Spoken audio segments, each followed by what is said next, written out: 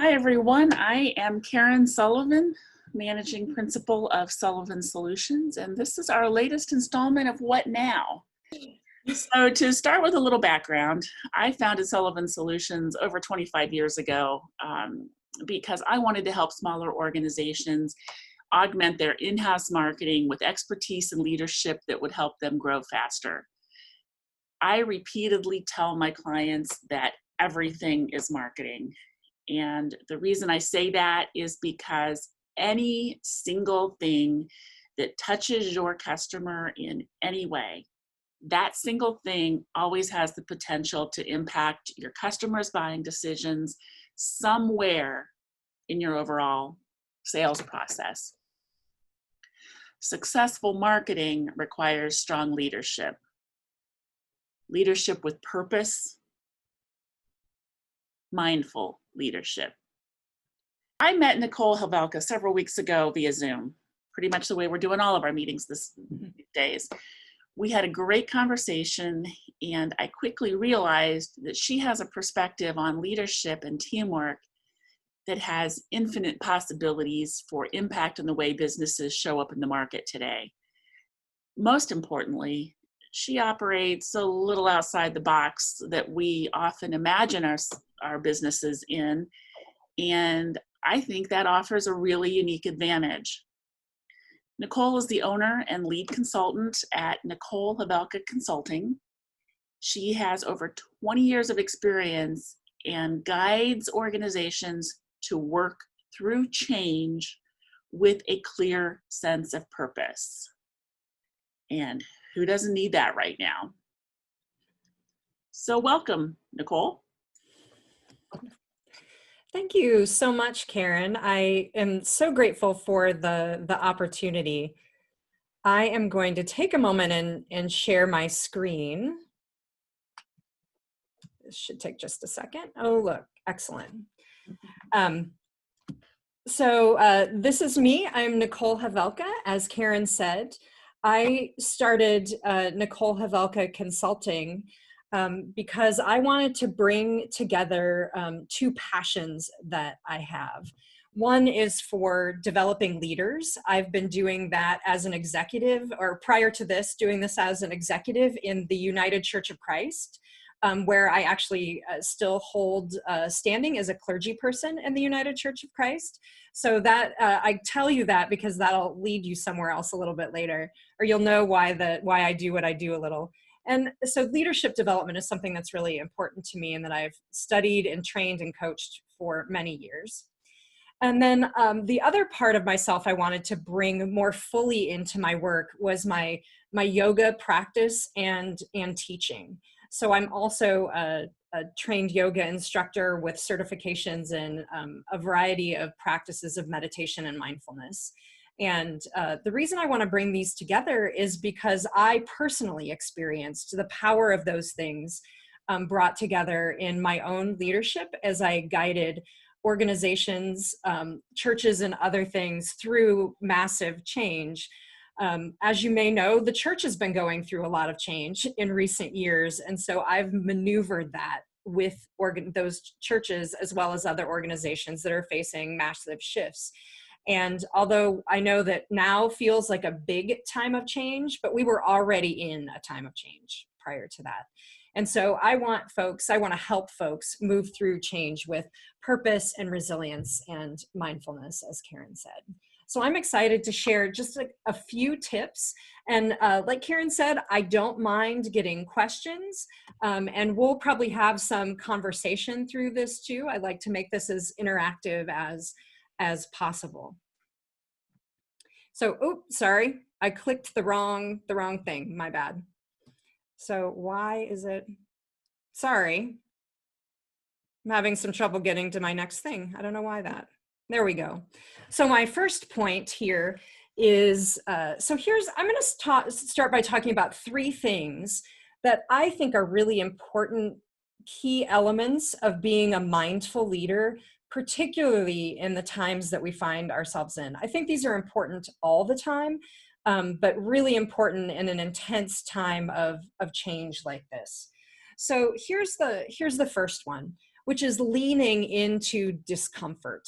And I know that doesn't sound like fun, and it often isn't. So I know that, I'm aware of that, but leaning into that discomfort. So a number of years ago, I read a great book called Denial by Richard Tedlow. And this is a book about business and leadership, and he actually chronicles a number of stories of businesses primarily that encountered some major obstacle or some major change that they were dealing with in their market. And then how did they deal with that? And where he comes out on this issue is that you lean that the leaders who were quick to notice what was changing or to acknowledge the unpleasant reality that they were facing do far better than folks who do not. So the folks who said, oh, okay, well, there's this major shift going on in the market. Like right now, there's a pandemic going on. The realities of this pandemic are not going away quickly. I know we probably hoped back in March that, oh, maybe we'd be locked down for 2 or 3 months and then all would just go back to the way it had been before. And I think we're learning, especially this summer, that that's probably not the case, that we're going to be living with this reality for some time. And even after we get past to this sort of bump in the road around the pandemic, we're likely not going to be in the same place we were before. It's not going to be the same thing that we were marketing to before. The market will have shifted because of new habits that people formed during this time. And we're going to have to be able to continue to respond to that and probably continue to adapt to that. So that leaning into discomfort. And this is really a key practice of yoga and meditation. And I know that the photos of people meditating are often like, you know, people sitting blissfully like on a rock or something, which is almost never really the case, by the way. Like if you're not a mindfulness practitioner, that's fine. Don't think that those pictures are real. They're not. The reality is that sitting in quiet and silence and meditation, often things that are uncomfortable come up. And when you do a physical practice of yoga, which I also do, there's the physical practice of sometimes the practices are uncomfortable. Now, you don't want to push those to the point of pain or injury, but you do want to lean into the discomfort because that's how you move through it. So it's a really key learning for me from my own yoga and meditation practice, and then also in how it applies to life. So I'm wondering, Karen, or if anyone else on our webinar today, if they have any examples of this leaning into discomfort or this notion of denial. I mean, Karen, you've been working with businesses for a long, long time. Have you seen that play out? I think there's a lot of denial, and I was actually going to jump in and ask you if you had examples of that, because the first thing, so yeah, the examples of denial is, I still hear folks say, when this is over, or when we get back to normal, and you know, that's not going to happen. We're not, right. You know, our whole notion of normal has changed. And I think the faster we can all embrace that, the better off we're all going to be. One of the things is just what we're doing right now, the digital conversation.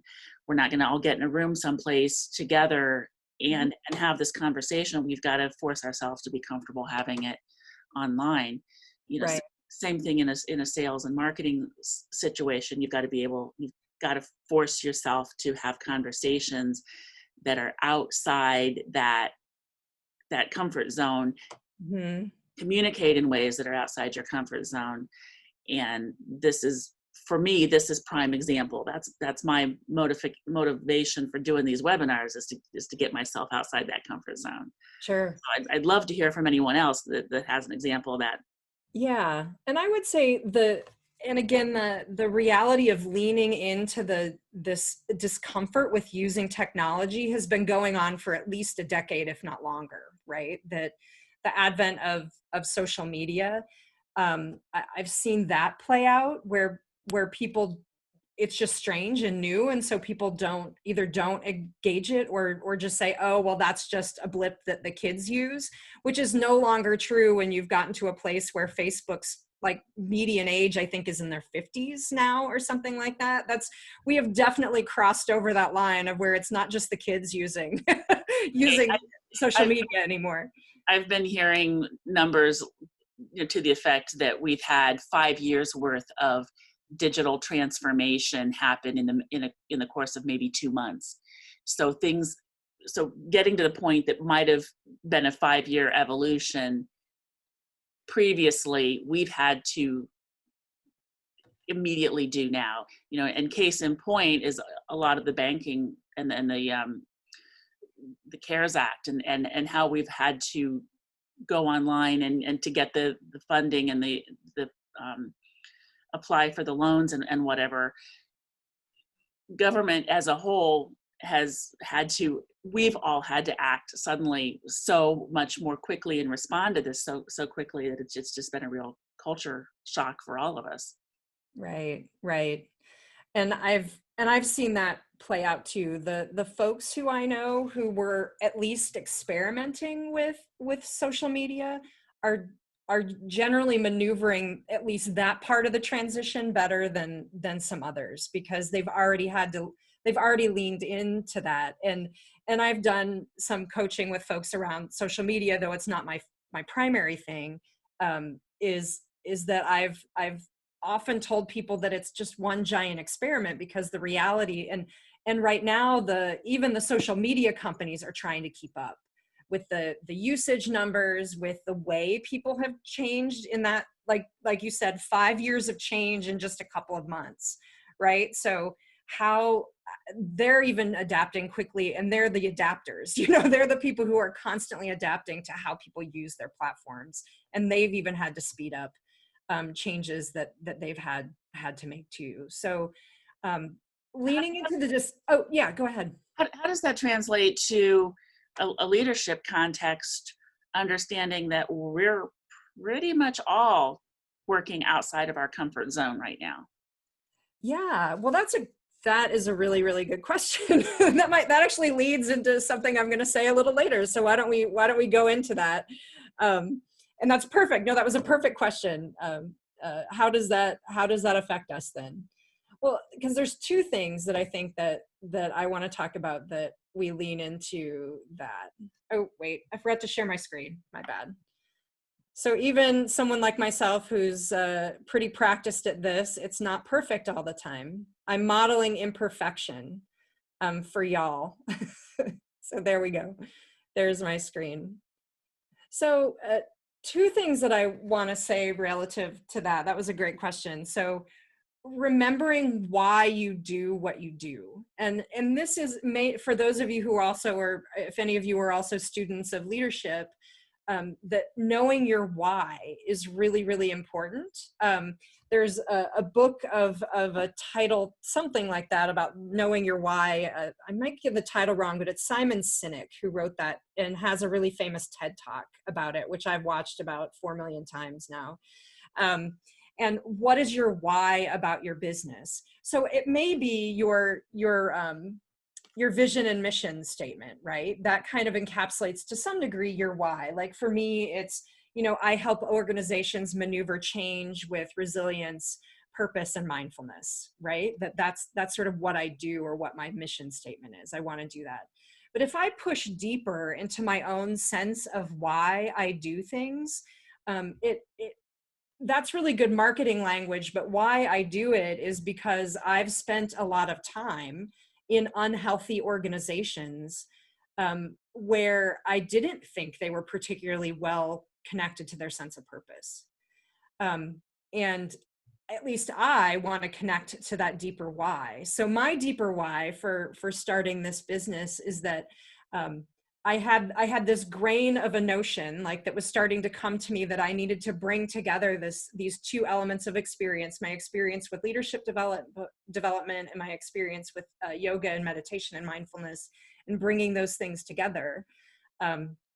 I had that notion, and then I probably spent at least a year and a half exploring what that meant. And one of the things I did was actually do a practice called a discernment meditation. It's actually a meditation I'm using primarily with an online retreat that I'll mention a little bit later that I'm leading right now, that I just started. An online retreat to kind of explore this sense of purpose. You know, what is my work in the world? And I was dropping the question, like, what are my next steps with this? Like, how do I do this into this meditation practice? And I did this for weeks. And the thing that kept coming up for me, is that that healing kept coming up in my practice. And I had no idea what that meant. Like, that was so, it was like, that's not how I think of myself. Like, I'm a good administrator, I'm a teacher, and I'm a trainer, I'm a good coach. Like, those kinds of things were in my sort of identity wheelhouse, so to speak. But this notion of being a healer was not. And so I had to think of what that meant. And then weeks and weeks of having that bubble up periodically, and in meditating on what my next steps were, it finally occurred to me that my why, and this is my why really, is that I help heal. Like, these practices help heal individuals and organizations so that they can move and be more fully themselves. They can realize that why for themselves. And that why may be something really is really different for each of us. And that's okay. That's how it should be, actually. So the getting in touch with that why, and why we do what we do. And so for those of you maybe who have been in business for a while, this might be a really good opportunity to touch back in to why, maybe think back, even do some journaling, for example. Set a half an hour in the morning aside and like do some free writing and journaling about why did you start? Why did you start this business in the first place? What was important to you in that? Because starting businesses are not for the faint of heart, right? This is hard stuff that we do, and we're taking an enormous amount of personal risk. Like, that's all really true and real, right? So how do we get reconnected with that why? And then if you know why you're doing, then you can retain that core value, so to speak, and adapt it or translate it into whatever circumstances you find yourself in. So yeah, go ahead, Karen. Sorry, Oh no, go ahead. I'm going to stop you here because that's one of the things that really resonated with me when we were talking. That healing aspect is not something I traditionally identify with leadership, right? Right. But especially right now, we've all been going through with COVID and all the changes and all the fears and all the threats to our businesses. We've been going through a lot of grief. Yeah. We've lost our normal, and we're grieving that. And there's a healing process inherent in that, not only for us as business owners, but also for our teams, the organization, the people that we're working with. And I think that understanding that healing component is really key to bring out of this for keeping our businesses going, because we have to recognize that there's healing. We all need healing, whether we've caught the virus or not. Right. I mean, and the reality is most of us won't, right? Like, and hopefully we won't. Like, that's actually what we're trying to do, is so that not more people get it, right? That's why we're doing this thing together to try to combat this. And I would say that that healing work and that grief that you're naming is so important to this process. I was actually just listening to a podcast this morning on my morning run about grief and about unresolved is not the word that she uses, but sort of a grief that isn't final, that actually doesn't have the ability.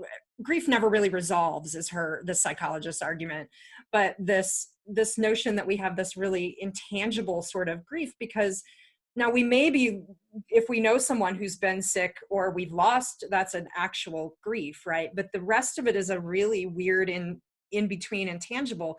We're losing the ways we do our work, right? And that's an ongoing changing thing. That's not like there was sort of a suddenness to the shutdown in the beginning, but now we're constantly living with that. And that's not going to go away. That's going to be sort of this ongoing process of changing how we do what we do. And that's going to be really difficult. And that means we have to tend to the hurt of that, because we all like to feel like we're good at what we do. And when we have to stop doing what we do the way that we used to do it, we're going to have to lean into the uncomfortable. And like you were saying, like, do a webinar. This isn't my comfort zone, but I'm going to do it anyway, right? Like, I'm going to do it because this may be a new way for me to do my business and to reach and help.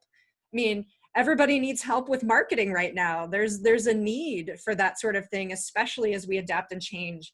It literally feels like the blink of an eye, and it is in a lot of ways. So we have to really intend and not pretend that those feelings of loss don't exist, but to lean into them, and really work on the healing. And I think that what I am going to talk about next is like having what I would call spiritual practices. And I'll tell you what the distinction I make between spiritual practices and what we sometimes think of as self-care. I think those are different things. Although they're interrelated, I would say. So is that okay? Did you have any other questions before I jump over to the next thought?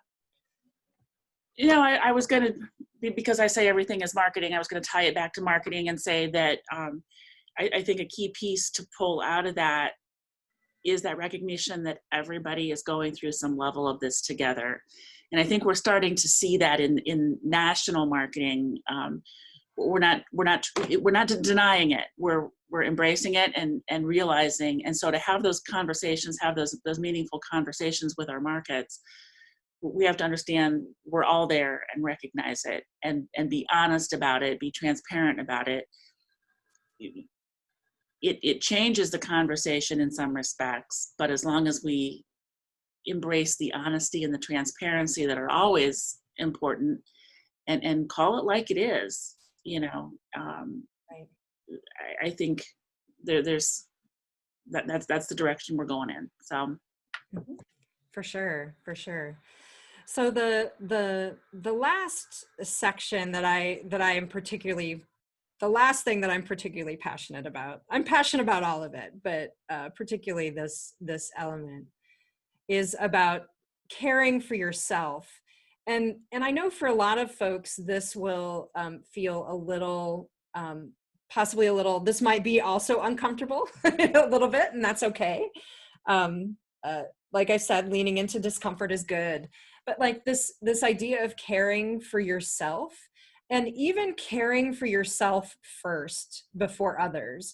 How back when we went on airplanes a lot and they would give the little safety speech in the beginning, they always say, put your oxygen mask on before that of a child or someone else who needs help, right?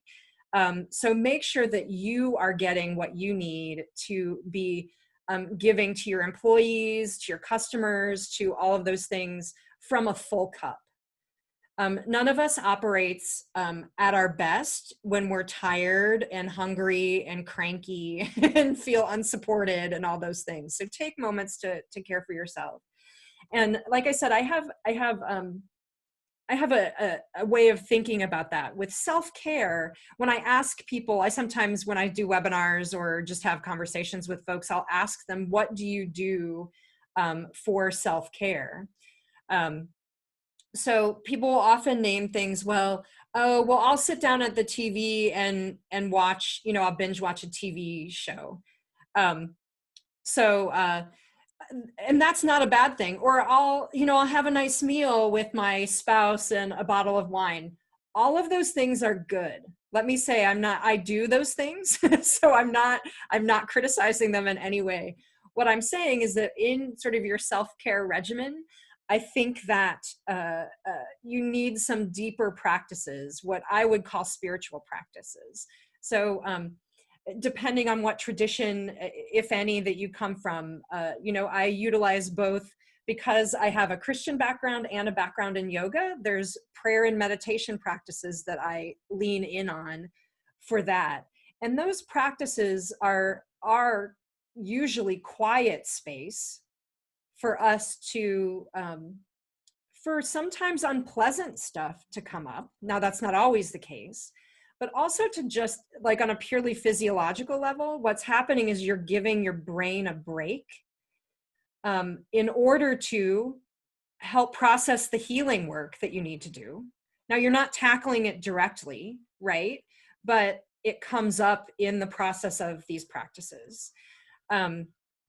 That might take the form of, so it can be these meditation practices. I also do things that are more physical, because most of my, like most of us, most of my work is in front of a computer, right? Day to day. So I, make time for long bike rides, which I figure out a lot of stuff on those bike rides, and I'm not really thinking about what I'm thinking about.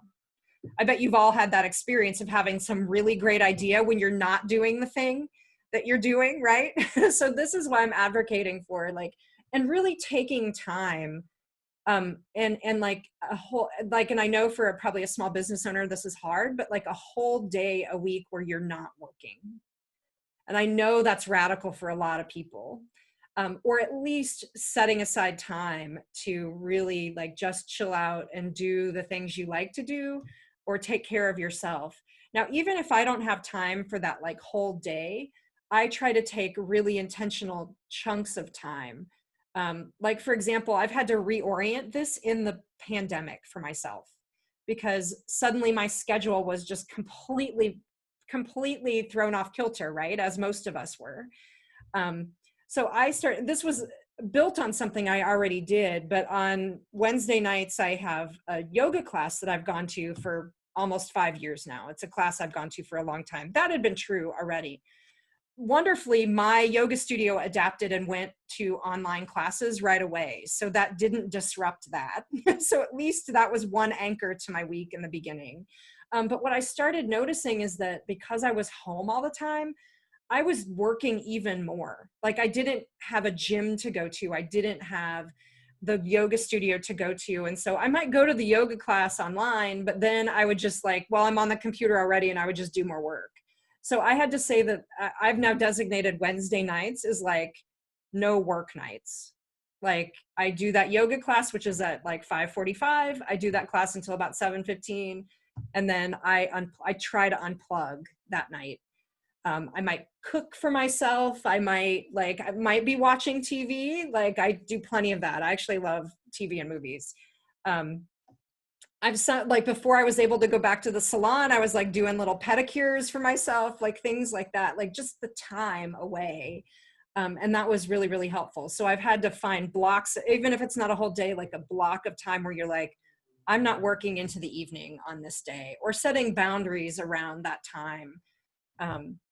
Maybe I know for some people, they say, oh, I don't answer emails after 7, for example. I just don't do it. Or there's certain boundaries around that.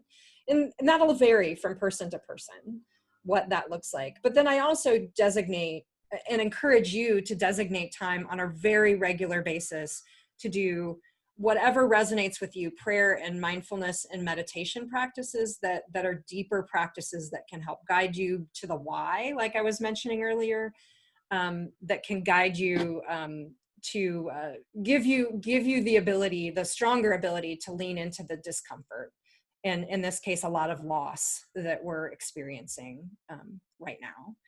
So those are some of the, that's a little window into my own personal practice. I'll get a little nerdy about data for a minute, and then I'll let Karen answer, or you all ask or answer any more questions that you might have. So, oh my gosh, I lost my train of thought. See, I'm again, not perfect. So with, nerdy stuff about data. So there's a really great book called Altered Traits. And it's a book that takes into account the 40 years or so of research they've done on meditation and mindfulness in the West. So they've studied anywhere from just sort of regular folks who do a 6-week mindfulness-based class to they've studied folks who were disciples of the Dalai Lama and who have had tens of thousands of hours in meditation. So, and sort of everything in between they've studied. And the thing that they've found consistently among these studies, and there's lots of different data, but one of the things they found is that these practices work if you do them regularly, and you get benefit really quickly. You actually don't have to have been a long term, you don't have to be a yogi sitting up on a mountain meditating for days at a time.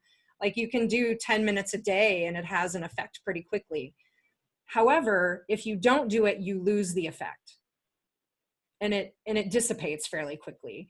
So I advocate with folks who work with me to really lean in and do, and it doesn't have to be hard or complicated. It can be 5 or 10 minutes, and it may just be setting your timer to be quiet for a few minutes. Maybe that's all you do, and that's totally cool. So that's one of the things I advocate for. Did you have any other questions related to that, Karen? Well, first of all, I've gone through and given everybody permission to talk. Oh, good. Okay. So everybody feel free to jump in here, because this is a great way to learn. So my question was going to be, what's the first thing I should do? And I think you answered that. Just be regular and at a little bit of time. Yeah, give it a little bit of time every day, or set the daily thing as a goal. It takes a while to get there, typically, to do the everyday thing. But and I'll just tell a story about myself. Like, I had done a physical practice of yoga for 10 years before I really engaged the deeper meditation practices. So lest you think that I was sort of born this way, that's not true at all. So this is not how I was born. It was something that I practiced and lived into. And about 5-6 years ago now, I had a teacher who was working with me individually. I'd done some private sessions with her. And she said, I really, can you give me 5 minutes a day? Like, can you give me 5 minutes? And I was at a point again, I had been a longtime practitioner. I was a teacher at that point. And I was at a point where I'm like, okay, fine. Like, I'll do it. And what I found is that if I start my day that way, I do a half an hour now, like I have a half an hour practice, and what I do varies day to day. But if I take that half hour or 5 minutes, if that's what you have, or 2 minutes, my day is so much different. I do those kinds of practices at the beginning of meetings. So I'll start a meeting with some time of meditation or mindfulness. And again, it can be as easy as 1 or 2 minutes of silence. You don't have to be like a trained teacher to do that. I usually guide something more, it would still be simple, but I would guide something in that. Well, give us an example of that. Yeah, so we actually talked about that a little bit. I would love to share with you about what a 5-minute practice might feel like. So if you're game, and I hope if you're in a place to do this, I know people might be on their phones and moving around. So I totally get that you might not be able to really engage this, but you can listen to my voice anyway, or go back to the recording later when you are able to sit down and be in a quieter space. So I invite people who are able to begin to settle in and feel in and set yourself up in the chair that you're sitting in, most likely. Okay. And put your feet on the floor if that's accessible. And draw maybe your hips, if you're leaning back on your chair, maybe come out just a little bit so that your spine has its natural curves as best you can.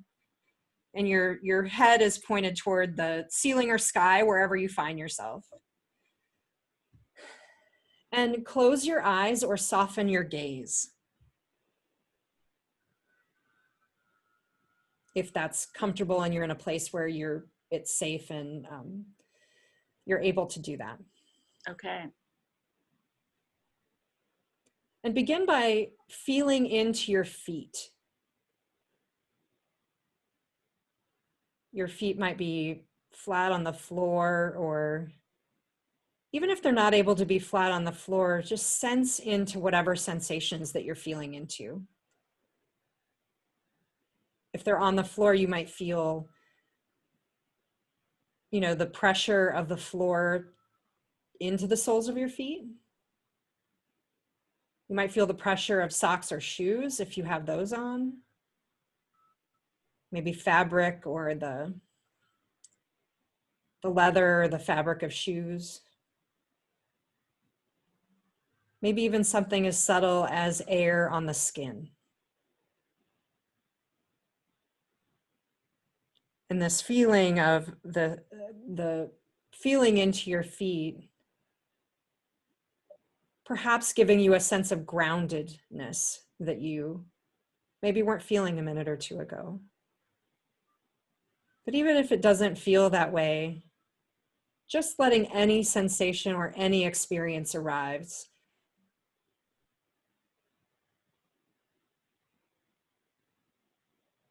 And then scan up through your body quickly. This is a quick practice you can do almost any time. Moving into, feeling into your ankles, moving into your lower legs, the calves and the shins.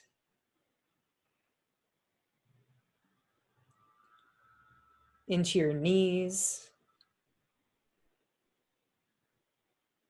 lower legs, hips and pelvis,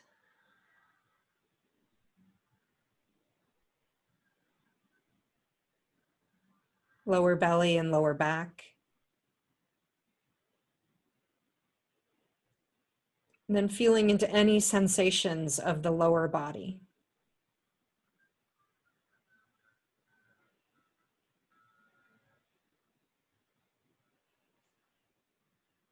And then moving into the waist, middle belly and mid back, the side ribs, upper chest, upper back. Perhaps feeling into the sensation of your breathing, the expansion and the slight contraction on the inhales and exhales.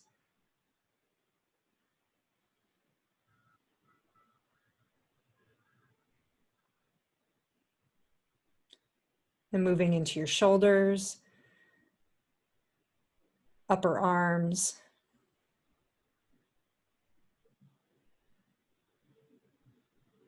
elbows,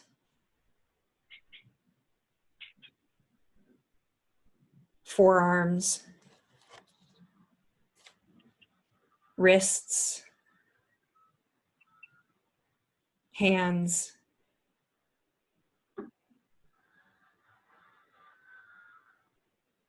traveling back up to the neck, the back of the head, the top of the head, forehead and temples,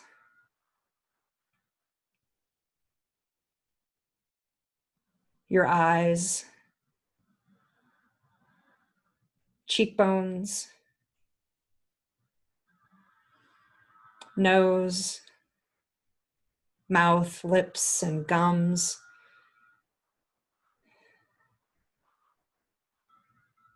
your tongue perhaps resting gently in the bottom of your mouth, and your jaw. Feeling into the sensations of the entire upper body all at once.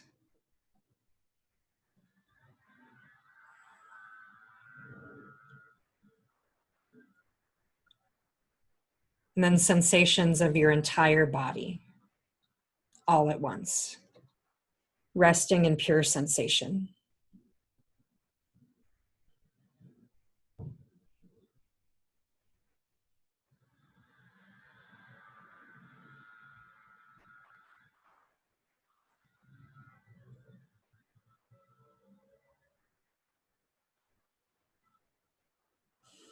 Begin to release this practice, perhaps introducing movement into fingers or toes, or maybe moving your head, shaking it yes or no.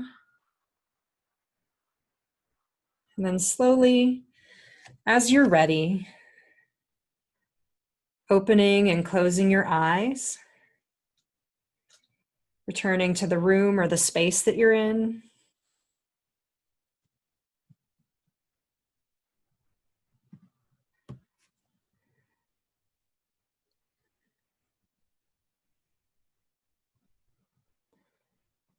And then back to the screen that's likely in front of you. Well, I would love to, as you're coming back online, so to speak, that was about 5 minutes. I managed that 5 to 6 minutes. I'm wondering if folks either chat or speak what they're kind of where they're at after that practice. Any thoughts or feelings, sensations, anything arise, or nothing at all? Like, that's a legitimate response, by the way. It's not unusual that people say that to me, so I'm not at all offended. Well, I'll be the first to say that was weird. Yeah. Yeah. So say more about that. What is that? What was weird feel like to you? Because it's the middle of the day and I'm supposed to be working, and Yeah. I had trouble letting myself go. Sure. The thought that keeps coming out to me is, how does this seems really touchy-feely, and how do I equate this to leadership and being a better me?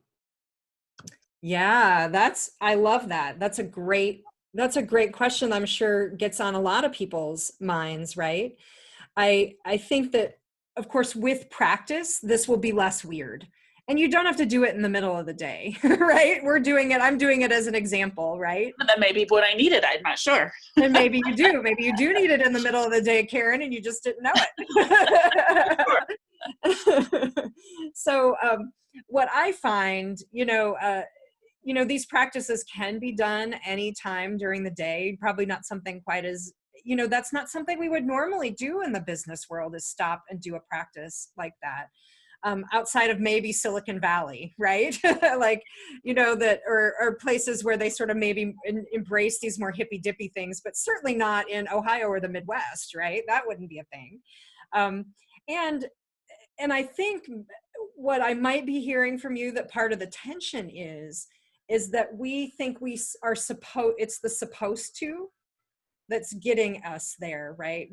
There's a million things I'm supposed to be doing, not stopping and pausing, right? And it takes a long time of discipline to get comfortable in the pause. And like, I still battle with myself all the time, 15 years into my practice, of, oh, I have so much to do. No, wait, I should stop and do the thing to take care of myself. Like, I feel now, again, and I let it, so I wasn't really practicing in the same way I would do on my own, but I'm calmer. Like, I'm actually more grounded and focused than I was before. Again, this is more normal to me too than it probably is to the rest of you, which is totally understandable. That practice that I started with of feeling into your feet, you can do it like, people don't know you're doing that in a meeting. Like, you don't have to lead anything to do that. Like, that is a really good remedy for anxiety. So if you're, say, in a stressful meeting, if you're in a Zoom call like this and it's just stressful being in it, like just saying this is not my normal way of communicating or whatever, like feeling into your feet, like just going lower with energy helps you to feel grounded. And so that will often be a remedy for stress and anxiety. And you can do that anytime. I know it's used as a practice in the most extreme with folks who have experienced trauma. It's used as a remedy for folks who have really severe trauma and symptoms of trauma. And the reality is, we're all being traumatized right now. Like, this change that we're going through, the losses we're experiencing is trauma. Even though that feels touchy-feely, right, for you, but it also just acknowledges what is actually happening. We're not pretending that we're not in a really painful and difficult time, Right. that we might need more. One of my yoga teachers, who I mentioned earlier, who was the one who got me to do 5 minutes a day, posts in on her social media and her things about how in a time of huge change like this, we actually need more time away for our mind and body to reboot. Because we're doing so many things that we can't do them with muscle memory. We're constantly tearing and building new muscle, even if that muscle is like our brain, right? That our brain is relearning, it's rewiring, I know sometimes like when you have to learn a new thing, how that feeling of how your brain hurts? Like, right. I think we're in that a lot right now, like we're in that space often. Well, and that's an interesting, because we've heard the term reboot. We're rebooting business. We're rebooting the economy. Talking about rebooting our mindset. So yeah, but we need to reboot our. Right.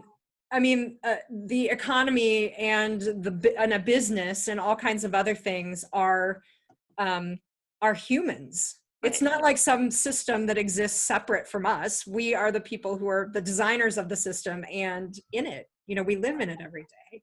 So it is, after all, a human thing, not an abstract thing, right? It's right. Us. So tell us about the retreat you mentioned earlier. Oh yeah, I'm super excited about that. So knowing that we are all weathering this particular round of change, I launched an online retreat that helps people explore the question, what is my work in the world?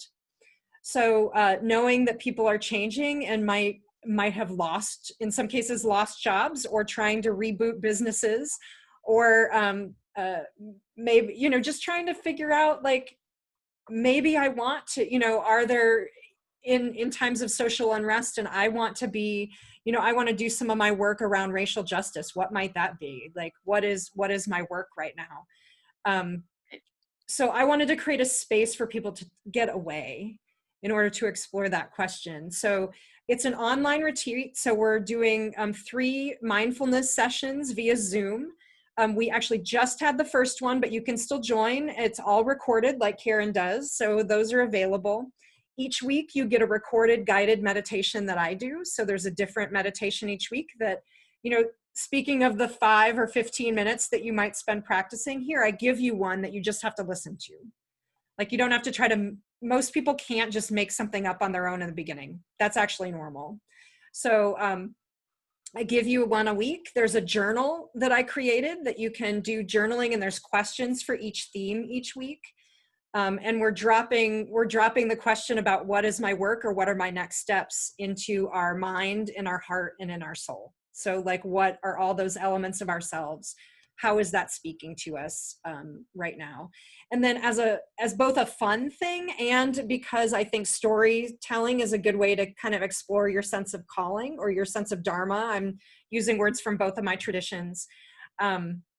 To explore that, movies can be a great way to do that, or any kind of stories. So we're doing 3 movie watches via Zoom. I promise it'll work. Like, we're doing our first one on Friday, actually, and the movie is Legally Blonde, which has significance to me. I'm going to blog about that this week. I was working on that this morning. So why I think the movie Legally Blonde is really a story about finding your calling. Even though it seems on the surface a little bit vapid, but it's actually goes deeper than that, I think. Wow. It's one of my favorites. It happened to come out in the time I was in grad school, so it has a personal significance for me, that particular movie. But we have 2 others. We're going to be doing Whale Rider, if you've ever seen that movie. It's a great, from around that same time too, probably the early 2000s. And then a more recent one, which is Spider-Man Into the Spider-Verse, which also strangely about finding your sense of calling, or having it thrust on you in the case of a superhero, being bitten by a radioactive spider. Something he couldn't control, but that now he has to use in his work. Yeah, so I'm super excited about that. I'll put the link to the registration in our in the chat. Great. And there's a promo code. If you use 10%, you can get 10% off. This is just a code being used for you all. So just the people who listen to or who are participating in this call in some way. Thank you. Yeah, so give me a second and I'll get that in the chat section. I think we have heard a lot of things that I know I haven't personally thought about putting together.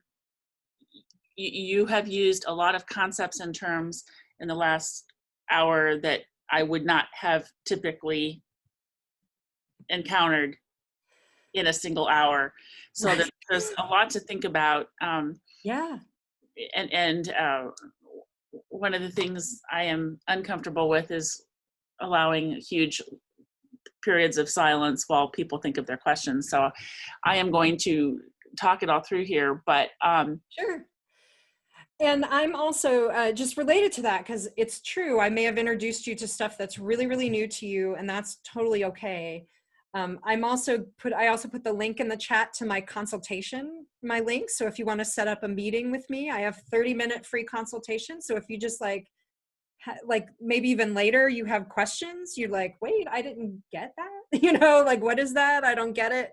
I'm happy to answer more questions. And then you saw our both of our emails were in there. So feel free to contact either of us if you're like, I'm wondering about how I might integrate that into my work or into my personal life, and how that might make me how does that make me a better leader or a business owner or a better marketer, right? Exactly. And you know, and related to that question, and I probably didn't answer it as directly as I could have, I think what happens is that we make better decisions. I mean, this is just practical. We make better decisions and can adapt and be more creative when we're calm. Just period. I'm not at my best when I'm not making my best decisions usually, or treating people the best way often. I know it comes out that way for me. I get short and impatient and all those things when I'm not in my calmest space. So if I'm doing these things for myself, I can work with others better. I can be more creative. I'm more open to new ideas. There's actually studies recently about how people who do mindfulness meditation and who then by extension are calmer are actually more open to new people and new ideas. They tend to be more open. And we, like you were saying, we all need to do that. I mean, we all need to do that right now, is be open to new ideas. That is huge. Mm-hmm. Well, I think on that note, I am going to wrap this up and say thank you very much for sharing this whole new perspective on where we're at and where we're going, and being prepared for that. I found it very fascinating. Again, Nicole Havelka Consulting, and she's got a link in the chat to the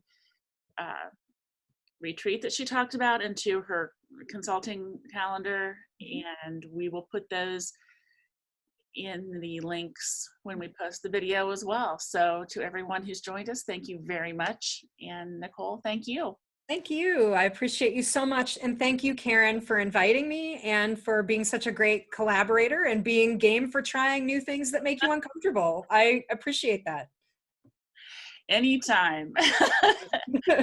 Bye. Bye-bye.